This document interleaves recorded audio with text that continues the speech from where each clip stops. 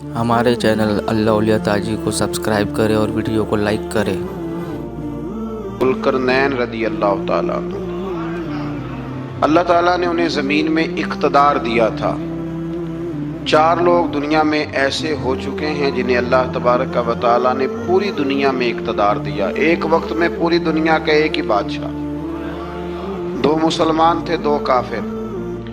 مسلمانوں میں حضرت سلیمان علیہ السلام اور جناب ذوالقرنین علیہ السلام، اور کافروں میں بخت نصر اور نمرود۔ یہ 2 لوگ ہیں جنہیں اللہ نے پوری دنیا میں اقتدار دیا، اور پھر اس کے بعد آنے والے وقت میں اللہ تعالیٰ امام مہدی کو سارا اقتدار عطا فرمائے گا پوری دنیا کا۔ حضرت ذوالقرنین کے بارے میں 2 روایات ہیں، ایک تو یہ ہے کہ وہ نبی تھے اور ایک یہ ہے کہ نہیں وہ ولی تھے، لیکن مجھے حضرت مولا علی شیر خدا رضی اللہ تعالیٰ عنہ کا قول ملا ہے جس میں آپ نے فرمایا ہے کہ نہیں وہ نبی نہیں تھے، تو اس لیے میرا نظریہ یہی ہے کہ وہ اللہ کے ایک نیک بندے تھے۔ اللہ نے انہیں پوری زمین میں اقتدار دیا۔ وہ ایک مہم پہ نکلے، ان کا ارادہ بنا کہ میں ذرا دنیا کا چکر لگاؤں، تو انہوں نے سفر شروع کیا کہ میں دیکھوں ذرا سورج غروب کہاں ہوتا ہے۔ تو فرماتے میں پہنچا، بڑا گیا، لیکن میں اس مقام تک پہنچ گیا جہاں سورج غروب ہوتا ہے، تو پھر میں نے دیکھا کہ ایک سیاہ کنواں ہے جس کے اندر جا کے وہ چھپ گیا ہے، لیکن رب کریم کی اس حقیقت تک میں پہنچ سکا نہیں۔ پھر آپ فرماتے ہیں کہ میں آگے نکلا تو مجھے ایک قوم کے بارے میں بتلایا گیا جو بڑی خونخوار قوم تھی، بڑی خونخوار، اس کو یاجوج اور ماجوج کہا جاتا ہے۔ یہ قوم اتنی خونخوار تھی کہ یہ درندوں کو بھی کھا جایا کرتی تھی، اتنے لمبے چوڑے ان کے قد تھے، اتنے زیادہ طاقتور تھے کہ سانپ اور بچھو بھی کھا جاتے تھے۔ یہ نکلا کرتے تھے سبزے کے دنوں میں تو ساری کھیتیاں اجاڑ جاتے تھے، ہر چیز تباہ کر جاتے تھے، حتیٰ کہ انسانوں تک کو کھا جاتے تھے۔ تو حضرت ذوالقرنین جب وہاں پہنچے، اللہ تبارک و تعالیٰ نے انہیں ان مظلوم لوگوں کا مددگار بنایا جن پر یاجوج اور ماجوج کی قوم ظلم کرتی تھی۔ انہوں نے آپ سے کہا کہ حضور مہربانی فرمائیں، اس قوم سے تو ہماری جان چھڑائیں۔ آپ نے فرمایا تم میری مدد کرو۔ انہوں نے کہا حضور کس طرح؟ فرمایا بس جسمانی طور پر میری مدد کرو۔ تو آپ نے پھر وہاں ایک دیوار بنائی، ایک دیوار لوہا کاٹ کر، سیسا پگھلا کر، پتھر ڈال کر ایک بڑی موٹی تازی دیوار بنائی، اور اتنی اونچی بنائی، اور پھر اس کے چاروں جانب آگ جلائی تاکہ وہ لوہا اس طرح پگھل جائے کہ وہ دیواروں کے ساتھ چپک جائے، تاکہ کوئی آدمی پیر رکھنا چاہے تو پیر رکھ کے اس پہ چڑھ نہ سکے۔ آپ نے وہ دیوار بنائی۔ اب اس قوم کا حال یہ ہوا کہ وہ اس کے اندر قید ہیں، وہ صبح جب اٹھتے ہیں تو اس کو توڑنا شروع کرتے ہیں، توڑتے رہتے ہیں، تو جب شام ہوتی ہے تو ان میں سے ہر روز ایک شخص کہتا ہے اتنی رہنے دو، باقی کل کریں گے۔ لیکن جب وہ سویرے اٹھتے ہیں تو اللہ تعالیٰ اس دیوار کو پھر سے مضبوط فرما دیتا ہے۔ نبی کریم علیہ السلام نے فرمایا قرب قیامت میں ایک وقت آئے گا، قیامت کے قریب جا کے ایک ٹائم ایسا آئے گا کہ اس مخلوق میں سے ہی ایک شخص پکارے گا اور پکار کے کہے گا کہ اب سو جاؤ انشاءاللہ۔ اللہ ان کی زبان پہ جاری کہے گا اب سو جاؤ اور سویرے انشاءاللہ یہیں سے شروع کریں گے۔ تو فرمایا وہ چونکہ انشاءاللہ کہیں گے تو پھر اللہ تبارک و تعالی اگلے دن اس دیوار کو وہیں پہ رکھے گا جہاں رات کو انہوں نے اسے چھوڑا تھا۔ اگلے دن وہ توڑیں گے تو دیوار ساری ٹوٹ جائے گی، اور پھر اللہ تبارک و تعالیٰ کا فضل ہوگا تو مسلمان کی طرف وہ بڑھیں گے، وہ قتل و غارت کریں گے، پھر سے وہی درندگی کریں گے، تو پھر حضرت عیسیٰ علیہ السلام ان کے لیے دعا کریں گے۔ تو دعا کا یہ حال ہوگا کہ ان کے وجود پر کچھ ایسی چیزیں برآمد ہوں گی جن کی وجہ سے وہ مر جائیں گے، ختم کر دیے جائیں گے، قیامت کے قریب جا کے وہ دوبارہ آئیں گے۔ اس کے بعد پھر اللہ تبارک و تعالیٰ نے سورہ کہف کی آخری آیات میں 7 سمندر اور ان جیسے اور بھی آ جائیں، فرمایا 7 سمندر ہوں اور ان جیسے اور بھی آ جائیں، اور مل کر وہ روشنائی بن جائیں تو میرے رب کے کلمات ختم ہونے سے پہلے سمندر ختم ہو جائیں گے۔ اور آخری آیت میں اللہ تعالیٰ نے فرمایا کہ اے رسول صلی اللہ تعالی علیہ وسلم آپ کہہ دیجئے کہ میں تمہاری طرح ہی ایک بشر ہوں، انا بشر مثلکم، میں بھی تمہاری طرح ایک۔ اب مثلکم کا بہت سارے لوگوں نے ترجمہ اپنی طرح کا کر لیا ہے، حالانکہ حضور صلی اللہ تعالی علیہ وسلم نے فرمایا کہ بشر ہونے میں تمہاری طرح ہوں، رسول ہونے میں تمہاری طرح نہیں، اللہ کا حبیب ہونے میں تمہاری طرح۔ اور وہ یہ جو میں کہہ رہا ہوں نا نہیں، تو یہ صحیح بخاری کے لفظ ہیں، حضور نے فرمایا ایکم مثلی، کون ہے تم میں جو میری طرح ہو، یہ صحیح بخاری کے لفظ ہیں۔ اللہ تبارک و تعالی سمجھنے کی توفیق عطا فرمائے۔ پھر اس سے آگے سورہ مریم شروع ہوتی ہے۔ اس صورت میں اللہ تبارک و تعالی نے حضرت زکریہ علیہ السلام کا ذکر فرمایا ہے کہ وہ لا ولد تھے اور بڑھاپے کی عمر کو پہنچ چکے تھے۔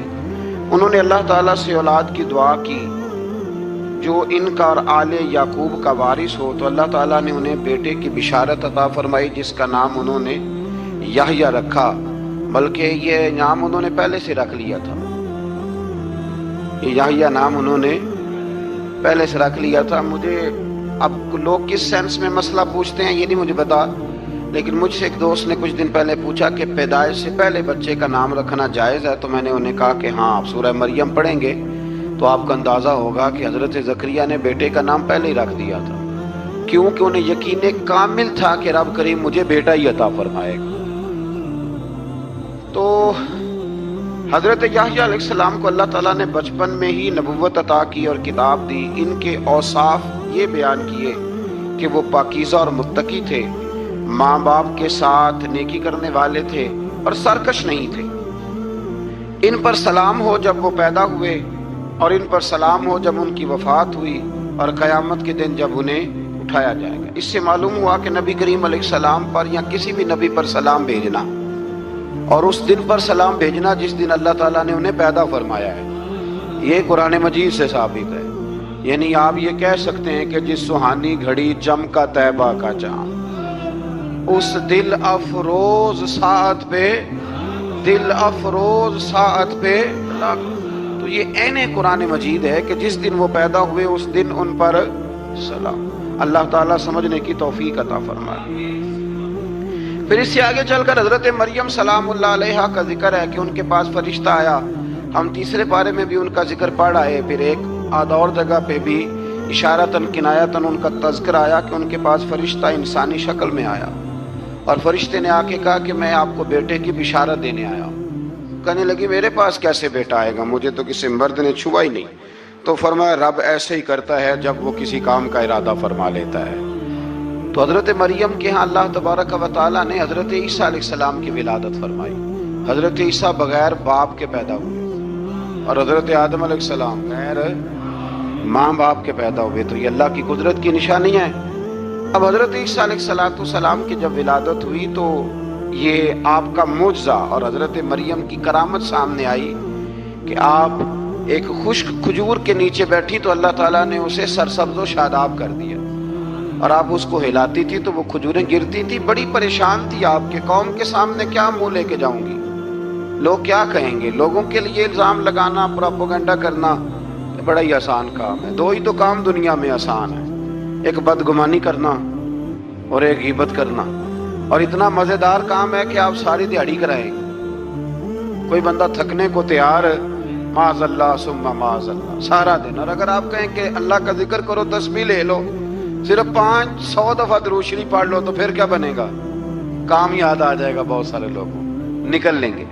کبھی کبھی کچھ چیزیں بڑی یاد رہ جاتی ہیں۔ ایک شاعر نے ایک شعر کہا تھا، میری تھوڑی سی شعری ذوق ہے تو مجھے دلچسپی ہے، رہ جاتی ہیں کچھ باتیں ذہن میں۔ ایک دفعہ ہمارے ایک دوست کے بارے میں کچھ پراپوگنڈا ہونے لگا، تو میں نے انہیں ایک شعر لکھ کے بھیجا، مجھے یاد تھا، میں نے ایک شعر لکھا۔ کسی شاعر نے کہا تھا کہ مخلوق تو فنکار ہے اس درجہ کے پل بھر میں، سنگے در کعبہ سے بھی اصنام تراشے۔ کعبے کے اندر سے مٹی لے کے لوگ بت بنا لیتے ہیں اور اللہ کا شریک بناتے ہیں۔ تو کہنے لگا شاعر کہ مخلوق تو فنکار ہے اس درجہ کے پل بھر میں، سنگے در کعبہ سے بھی اصنام تراشے۔ تم کون ہو، کیا چیز ہے داغے کبابی، لوگوں نے تو مریم پہ بھی الزام تراشے۔ لوگ تو منٹ لگاتے ہیں، وہ جو رہی مسجد میں، پلی مسجد میں، لوگوں نے الزام لگانے کا وقت آیا تو الزام لگا دیا، سیدہ عائشہ صدیقہ پہ لگا دیا، صدیق کی بیٹی اور صدیقہ۔ آپ سوچ سکتے ہیں کہ لوگ کہاں تک جاتے ہیں اور باتیں کہاں تک پہنچتی ہیں۔ تو یہ میرے رب کریم کا فضل اور کرم ہے کہ جناب مریم کی برات کا اعلان بھی قرآن نے کیا اور حضرت عائشہ صدیقہ کی برات کا اعلان بھی قرآن پاک نے فرمایا، یہ بھی قرآن مجید نے فرمایا ہے۔ اور کل پرسوں بھی بات ہو رہی تھی حضرت یوسف علیہ السلام کی، تو الزام تو لگتے رہتے ہیں۔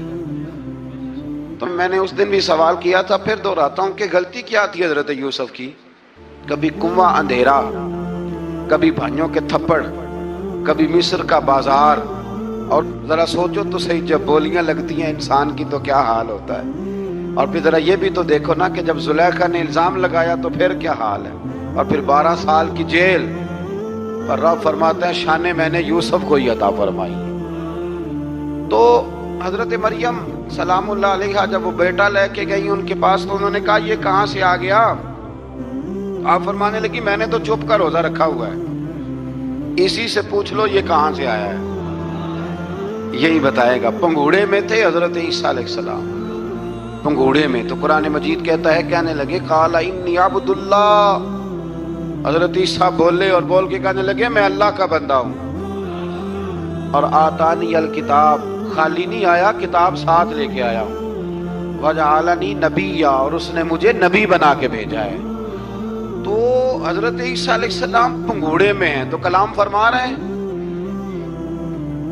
اپنے نبی ہونے کا اعلان فرما رہے ہیں۔ اب اس بندے کے قریب جا کے اس سے سوال کرنے کو دل نہیں کرتا جو نبی پاک کے بارے میں کہتا ہے 40 سال کے بعد نبی بنے۔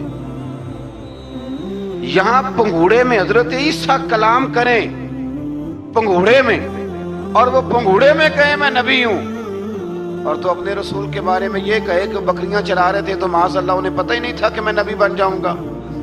ایسی کوئی بات نہیں۔ اعلیٰ حضرت فرماتے ہیں اللہ اللہ وہ بچپنے کی پھبن، یعنی بچپن میں بھی رنگ ڈھنگ نرالے تھے میرے رسول کی۔ اللہ اللہ وہ بچپنے کی پھبن، اس خدا بھاتی صورت پہ لاکھوں سلام، اس خدا بھاتی صورت پہ۔ اور مرحوم اعظم چشتی نے بھی ایک جملہ بڑا خوبصورت کہا ہے، اس نے کہا تیری حیات پاک کا ہر لمحہ پیغمبر لگے، تیری حیات پاک کا ہر لمحہ پیغمبر لگے۔